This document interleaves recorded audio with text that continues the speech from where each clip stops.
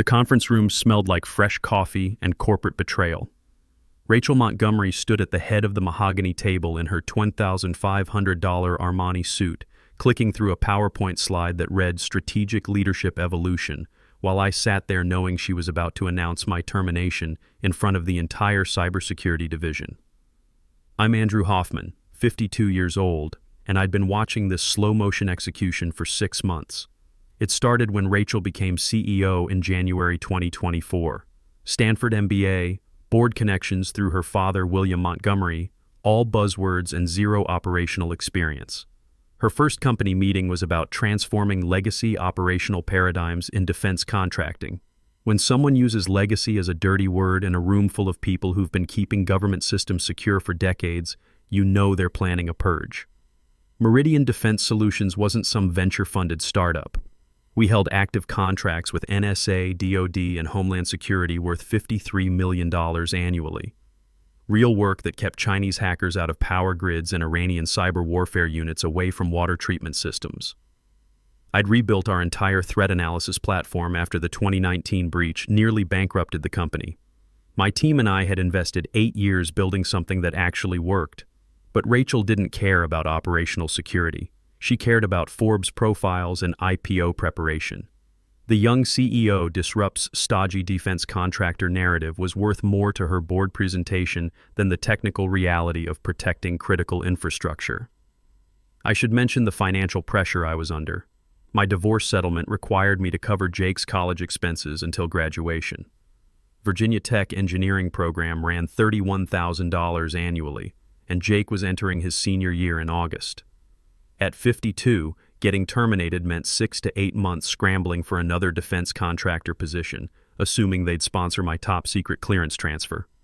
My current base salary was $185,000, but finding equivalent compensation in cybersecurity required either relocating to California or accepting a significant pay cut.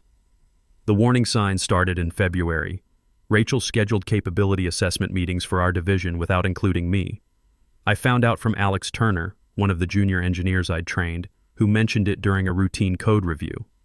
When I asked Rachel about it, she gave me that MBA-programmed smile and said they were evaluating fresh approaches to threat mitigation.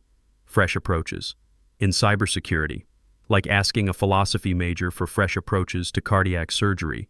The red flags multiplied through spring. My name disappeared from Pentagon briefings I'd been leading since 2021. Client presentations suddenly had new technical leads. Rachel would nod politely when I explained zero-day exploit mitigation, then turn to her 26-year-old niece, Brooke Chambers, and ask what she thought about integrating artificial intelligence paradigms for the same vulnerabilities. Brooke had graduated USC in May 2023 with a communications degree. She'd been with Meridian for exactly 73 days when Rachel promoted her to Chief Innovation Officer. Her cybersecurity experience consisted of managing her sorority's social media accounts and occasionally calling IT support when her laptop wouldn't connect to Wi-Fi. But she was young, photogenic, and completely aligned with Rachel's vision of replacing institutional constraints with agile innovation. That was apparently sufficient qualification to interface with Pentagon procurement officers who'd been evaluating defense contractors since before PowerPoint existed. The breaking point came in May. We were preparing for our annual DoD Threat Assessment Review scheduled for June 18th.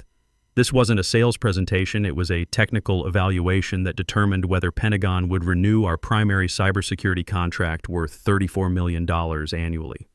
I'd been leading these reviews since 2020, walking general officers through threat matrices I'd personally architected. This year, Rachel scheduled the preparation meetings without informing me. "We're implementing a generational leadership transition," she explained when I confronted her in her corner office. "Brooke will be presenting the technical overview. You've created such comprehensive documentation that knowledge transfer should be seamless. I'd done more than document our capabilities. I'd designed every intrusion detection algorithm, every incident response protocol, every piece of threat intelligence architecture that made us valuable to DoD. But Rachel wanted her disruption narrative for the board meeting. Rachel, Brooke doesn't understand the technical requirements, I said carefully. These aren't commercial software demonstrations. Pentagon evaluators will ask specific questions about NIST compliance, threat vector analysis, and integration with classified systems. She leaned back in her executive chair, studying me like I was a legacy system requiring modernization. Andrew, I appreciate your institutional knowledge, but we need to demonstrate next-generation thinking to younger decision-makers in government procurement. Younger decision-makers. The Pentagon Cybersecurity Review Board averaged 47 years old with 22 years of combined military and civilian experience. They didn't want next-generation thinking. They wanted systems that functioned when Beijing launched coordinated attacks at 0300 hours. That afternoon, I made a call I'd been postponing for months. Norman Price, our general counsel, was a retired Navy commander who understood federal contracting regulations. Unlike Rachel's collection of business school consultants, Norman knew the difference between corporate restructuring and contractual obligations. Norman, I need to review the key personnel designations in our DoD contracts, I said, settling into the chair across from his desk. Specifically the continuity requirements. He pulled up our contract files, scrolling through amendments from our 2020 recertification process. After the 2019 data breach nearly destroyed the company, Pentagon had imposed stricter personnel accountability standards. Critical technical positions had to be designated by name in contract documentation. You couldn't replace the architect of classified systems without formal DoD notification and capability review. Here's the relevant section, Norman said, highlighting text on his monitor. FAR 52.2191 requires 180-day advance notification for any changes to key personnel. Early removal triggers automatic contract review unless replacement personnel demonstrate equivalent qualifications and security clearances. I was designated key personnel on 4 separate contracts totaling $47 million annually. Rachel had no idea these designations existed. What's the timeline for DoD to approve personnel changes? I asked. Norman frowned at the screen. Minimum 120 days for capability assessment, usually 6 to 9 months if they question our ability to maintain performance standards. He looked up. Why the interest in personnel regulations? Strategic planning, I said. Leadership transitions require careful coordination. That evening, I sat in my Alexandria kitchen calculating the mathematics of corporate warfare. Rachel wanted me eliminated before the June Pentagon review, but federal acquisition regulations had other plans. If she terminated my employment, DoD would suspend our contracts pending personnel review. 9 months without revenue renewals would bankrupt Meridian Defense. I started building my documentation file that weekend, compiling 8 years of system architecture designs, threat analysis protocols, and security implementations. Every algorithm bore my digital signature. Every threat mitigation framework traced back to my security clearance authorizations. If Rachel wanted a leadership evolution, she was about to discover why the previous generation wrote contracts so precisely. The Pentagon review was scheduled for June 18th at 1400 hours. Rachel had been promoting it for weeks, telling board members how Brooks' innovative perspective would demonstrate our evolution as a forward-thinking defense contractor. I wasn't invited to the preparation sessions, which began in earnest during the second week of May. Pete Sullivan, our senior external contractor, stopped by my office on May 15th. Pete had been supporting Pentagon cybersecurity evaluations since the Bush administration. He understood the difference between selling commercial software and protecting classified networks. Heard through channels that DoD is bringing heavy hitters next month, he said, settling into my visitor chair. General Morrison from Cyber Command, Deputy Director Walsh from NSA's Information Assurance Directorate, plus procurement officers from 3 different commands. What's their focus? I asked, though I already suspected the answer. Deep technical evaluation. They want comprehensive review of our threat analysis platform, particularly the machine learning modules you developed after the Iranian supply chain attack last September. The Iranian incident. 6 months ago, Tehran-backed hackers had attempted penetrating DoD logistics networks through compromised hardware suppliers. Our system detected the intrusion within 47 seconds, automatically isolating affected nodes and alerting Pentagon security before any classified data was accessed. It was exactly the kind of performance that justified contract renewals. But the algorithms that stopped it were my architecture. The machine learning models were trained on threat data I'd compiled over 4 years. Brooke couldn't explain our detection methodology any more than she could derive quantum encryption principles. Does Rachel understand what they're evaluating? Pete asked. Rachel thinks cybersecurity is like marketing, I replied. Present some metrics, demonstrate user interfaces. Everyone approves the renewal. Monday, June 3rd, brought the inevitable crisis. Alex Turner appeared at my office door at 08:15 hours, laptop in hand, looking like he'd spent the weekend debugging failed code. "Andrew, we have a significant problem with the Pentagon presentation," he said, closing the door behind him. "Brooke asked me to prepare technical slides, but she wants everything simplified for broader accessibility." "Simplified how?" Alex opened his laptop, displaying Brooke's annotated presentation. She'd replaced detailed network architecture diagrams with stock photos of server rooms. Technical specifications were substituted with phrases like "I-enhanced threat detection" and "next-generation security solutions." She said Pentagon evaluators don't need to understand implementation details, Alex continued, just strategic value and operational outcomes. I examined the slides. Brooke had transformed a technical assessment into a venture capital pitch. The kind of presentation that impressed business school audiences who cared more about market positioning than actual functionality. Pentagon procurement officers would terminate the meeting within 10 minutes. "Alex, you understand these systems better than anyone except me," I said. "What happens when they ask about NIST 800-53 compliance frameworks? That's what concerns me." Brooke keeps discussing seamless integration and plug-and-play deployment. She doesn't comprehend that government networks aren't commercial cloud environments. Everything requires security certification, penetration testing, and approval through multiple authorization levels. We spent that morning reviewing what Brooke would actually encounter. Pentagon technical evaluations weren't boardroom presentations. They were comprehensive examinations conducted by people who'd been implementing cybersecurity since before PowerPoint existed. General Morrison held a computer science doctorate from West Point and had commanded cyber warfare units for 15 years. He didn't care about strategic vision. He wanted detailed explanations of how our intrusion detection algorithms identified previously unknown attack vectors. June 18th arrived with appropriate gravity. I watched from my office as Rachel, Brooke, and Brian Walsh loaded presentation materials into a black SUV for the drive to Pentagon City. Rachel wore her conference suit navy blue Armani that cost more than most federal employees earned monthly. Brooke carried a leather portfolio probably worth more than Alex's car payment. They looked like they were attending a technology conference, not a national security evaluation. The call came at 11:47 hours. Brian's voice transmitted through my desk speaker with barely controlled panic. "Andrew, we need you at the Pentagon immediately. Emergency situation developing. What's the specific problem? Just get here. Bring comprehensive technical documentation for the threat analysis platform." I found them in a Pentagon conference room that reeked of professional humiliation. Rachel was pacing behind her chair, jacket removed, hair disheveled from nervous gesturing. Brooke sat motionless at her laptop, staring at the screen with the expression of someone who'd just discovered physics had mathematical requirements. Norman Price was on conference call with Colonel Stevens from DoD Procurement. Even through the secure phone connection, tension was audible in the Pentagon official's voice. "What happened?" I asked. Rachel turned toward me with desperate eyes.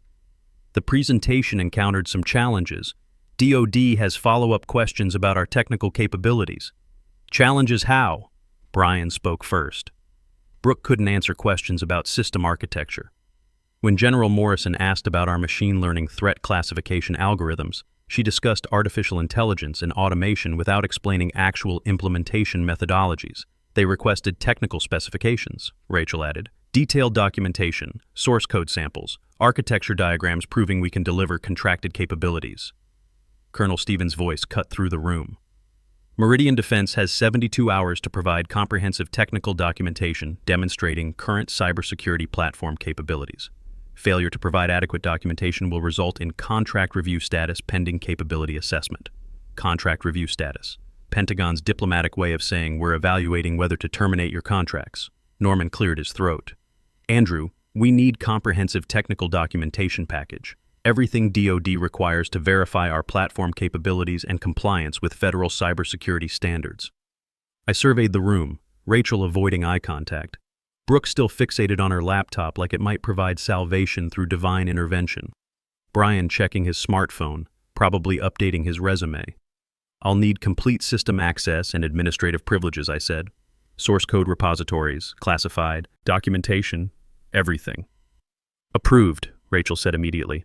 "Whatever you require, and I'll need to present the documentation personally. DoD won't accept technical explanations from someone who couldn't answer basic network security questions." Rachel's face drained color. Her entire narrative about generational leadership transformation was disintegrating in real time. If I had to rescue the Pentagon contract, everyone would understand who actually operated our cybersecurity division. Agreed, she said quietly. Just preserve the contract. I nodded, already formulating my approach. But I wasn't planning to preserve anything. I was planning to demonstrate exactly what happened when you attempted replacing institutional expertise with generational enthusiasm. The Pentagon was about to receive a very educational presentation about the difference between marketing presentations and cybersecurity implementation. I spent Thursday evening at the office, compiling 8 years of technical documentation, not to save the contract to prepare my exit strategy. Every algorithm I'd written, every system I'd architected, every protocol that kept government networks secure, all meticulously organized and backed up to encrypted drives stored in my home safe. Friday morning arrived with the artificial urgency of corporate crisis management. Rachel had scheduled an emergency all-hands meeting to address our collaborative response to DoD feedback. Translation: we're hemorrhaging credibility and need Andrew to stop the bleeding. The main conference room was standing room only. Our entire cybersecurity division, plus finance, legal, operations, and the complete board of directors. Rachel stood at the front, her usual confidence replaced by the careful movements of someone navigating a minefield. Yesterday's Pentagon evaluation highlighted communication optimization opportunities, she began, avoiding eye contact with Brooke, who sat in the back row looking like she'd rather be anywhere else. We're implementing immediate process improvements to ensure superior technical delivery. Corporate speak translation: Brooke embarrassed us, and now the grown-ups have to clean up. Andrew Hoffman will be leading our technical documentation response to DoD, Rachel continued. His comprehensive platform knowledge will demonstrate the capabilities that make Meridian Defense an essential cybersecurity partner. I stood slowly. Every face in the room turned toward me, some relieved, others concerned, a few openly calculating what this meant for their own positions. Before I prepare anything for DoD, I said calmly, I need clarification about my employment status. Rachel's practiced smile faltered. What do you mean, Andrew?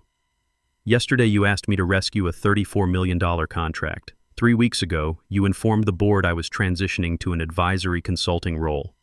I need to understand whether I'm still VP of Cybersecurity Operations or just someone you call during emergencies. The room went silent. Board members exchanged glances. Norman Price opened his laptop, suddenly very interested in contract documentation. Andrew, this isn't appropriate timing for organizational discussions, Rachel said, voice tightening. Actually, it's perfect timing, I replied. DoD specifically requested technical documentation from our senior cybersecurity leadership. If I'm not senior leadership anymore, someone else needs to handle this.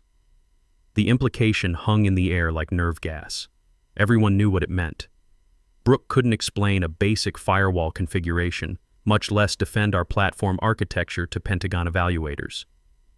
Brian Walsh was competent with business systems, but he'd been focused on administrative technology for years. I was the only person in the room who could walk into the Pentagon and credibly discuss our cybersecurity capabilities without triggering additional scrutiny. Rachel attempted damage control. We're optimizing some organizational structures for efficiency, but your technical leadership remains absolutely essential. Optimizing how specifically? She glanced toward her father, who sat expressionless at the head of the board table. William Montgomery had founded Meridian Defense 30 years ago. He understood government contracting in ways his MBA daughter never would. We're developing a new position, Rachel said carefully. Chief Technical Officer for Government Relations. Enhanced compensation package, direct board reporting, complete autonomy over federal contract management, standard corporate maneuvering, a fancy title with no real authority, designed to keep me satisfied while she maintained control over strategic decisions. But it provided the opening I needed. I appreciate the consideration, I said. But before accepting any position changes, I need to review the implications with legal counsel, particularly regarding key personnel designations and federal compliance requirements. Norman's head snapped up from his laptop. He'd obviously been researching the same contract provisions I'd been studying for weeks. Andrew, perhaps we should discuss this privately, he said, recognizing exactly where this conversation was headed. No need for privacy, I replied. It's a straightforward question. If my employment status changes, what happens to our DoD contracts? Board members started whispering among themselves. Rachel looked increasingly panicked as she realized she'd walked into a carefully constructed trap. Norman? William Montgomery's voice cut through the murmurs. What are the federal contract implications? Norman cleared his throat, reading from his screen. Current DoD agreements designate Andrew Hoffman as key personnel for classified operations under FR 52.2191. Any modification to his employment status requires 180-day advance notification to the Department of Defense and formal capability review. How long does capability review typically require? Asked Margaret Chen, the board's longest-serving member. Minimum 120 days, Norman replied. Potentially 6 to 9 months if DoD questions our ability to maintain contracted service levels without designated personnel. You could feel the room temperature drop. 9 months without contract renewals would bankrupt Meridian Defense. Our entire business model depended on predictable government revenue streams. Rachel was completely trapped. Terminate my employment, and the company lost its DoD contracts. Maintain my position, and her narrative about transformational leadership change collapsed in front of the board that was already questioning her strategic judgment. There must be some solution, she said desperately. Some way to transition responsibilities without triggering federal review. There is, I said. Don't modify my employment status. William Montgomery leaned forward. Andrew, what exactly are you proposing? I'm not proposing anything. I'm simply clarifying that DoD takes personnel continuity very seriously. They don't care about our internal restructuring initiatives. They care about maintaining consistent service delivery from qualified, cleared personnel. I looked around the room, making eye contact with each board member. If leadership wants to implement organizational changes, that's their prerogative. But those changes cannot compromise our contractual obligations to the federal government. The room erupted in whispered conversations. Board members huddled together, calculating financial implications. Rachel stood frozen, finally understanding that her plan to marginalize me had just detonated in her face. Perhaps we should postpone organizational restructuring, suggested Margaret Chen. Focus on immediate DoD requirements. Agreed, said William Montgomery. Andrew, can you handle the Pentagon documentation? Absolutely, I said. I designed the systems they want to evaluate. As the meeting dispersed, Rachel approached me with the desperate expression of someone watching their career evaporate. Andrew, we need to collaborate here. The company's future depends on this contract. I nodded sympathetically. You're absolutely right. The company's future does depend on this contract. What I didn't mention was that I'd already determined what that future would look like. And it didn't include Rachel Montgomery. The Pentagon documentation submission went exactly as planned. I delivered 847 pages of technical specifications, source code samples, and architectural diagrams to Colonel Stevens on Monday, June 24th at 0900 hours. Every algorithm explained, every protocol documented, every security framework mapped to federal compliance standards. By 1500 hours, DoD had everything they needed to approve contract continuation. Colonel Stevens called Norman directly. Outstanding technical package. Exactly the kind of detailed documentation we require for classified systems evaluation. Rachel celebrated that evening with champagne in the executive conference room, probably already planning how to spin this success for the board. She had no idea what I'd been preparing during those same 72 hours. Tuesday morning, I called in sick. Instead of driving to Meridian, I headed downtown to K Street for a meeting I'd arranged the previous week. Patriot Systems Corporation occupied 8 floors of a glass tower near DuPont Circle, their cybersecurity division actively competing for the same DoD contracts we'd just secured. Anthony Rodriguez, Patriot's VP of Government Relations, was a former Marine colonel who understood both military culture and defense contracting realities. We'd worked together during his Pentagon assignment, back when he was evaluating vendor capabilities for Cyber Command acquisitions. Andrew, I have to admit surprised that you finally returned my calls, he said, standing behind a desk overlooking the Potomac, though timing suggests Meridian's having some leadership challenges. Circumstances evolve, I replied, settling into a leather chair that probably cost more than most people's monthly rent.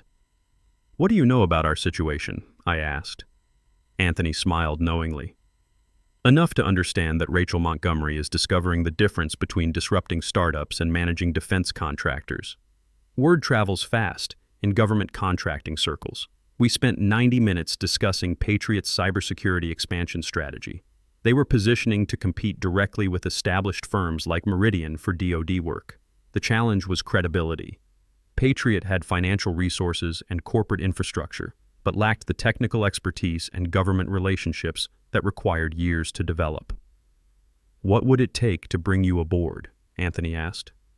I'd already calculated the numbers. Senior Director of Cybersecurity Operations, complete autonomy over technical personnel and contract relationships. I'd want to bring Alex Turner and 2 other engineers with me. Compensation expectations, $240,000 base salary plus performance bonuses tied to contract acquisitions. Standard federal contractor benefits package. Anthony didn't hesitate. Approved. Timeline for transition? I need 3 weeks to handle resignation properly. There are federal compliance requirements for key personnel changes that require careful coordination. What I didn't mention was that those compliance requirements were about to become Rachel's catastrophic learning experience. Wednesday morning, I submitted my formal resignation letter directly to Norman Price, as required for key personnel under FAR regulations. Not to Rachel, not to HR, but specifically to General Counsel for proper DoD notification. The letter was professionally brief. 3 weeks' notice, effective July 17th, citing career advancement opportunities. But attached was a second document that Norman would comprehend better than anyone else at Meridian.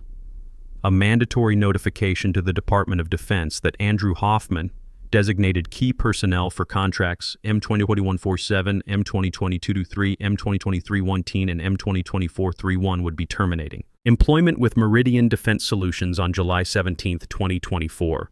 Federal regulations were explicit.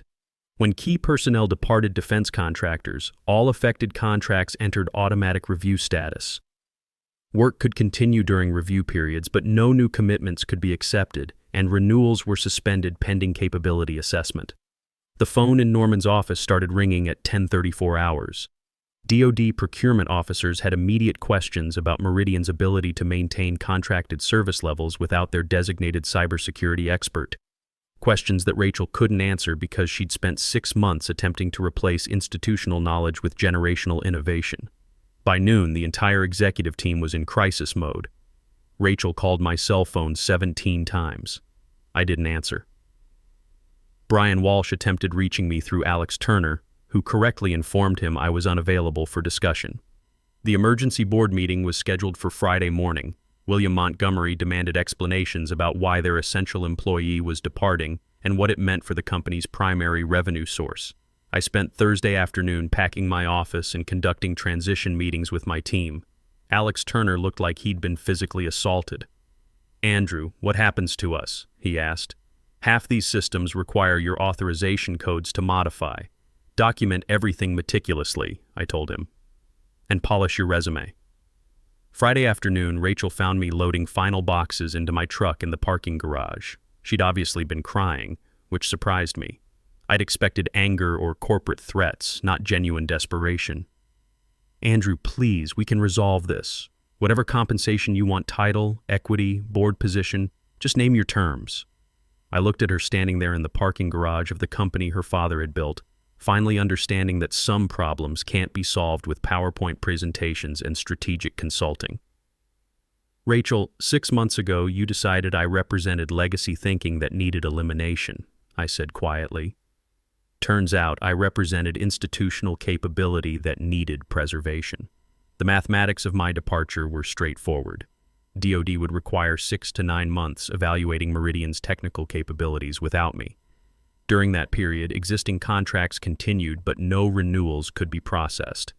For a company dependent on predictable government revenue, it was a death spiral.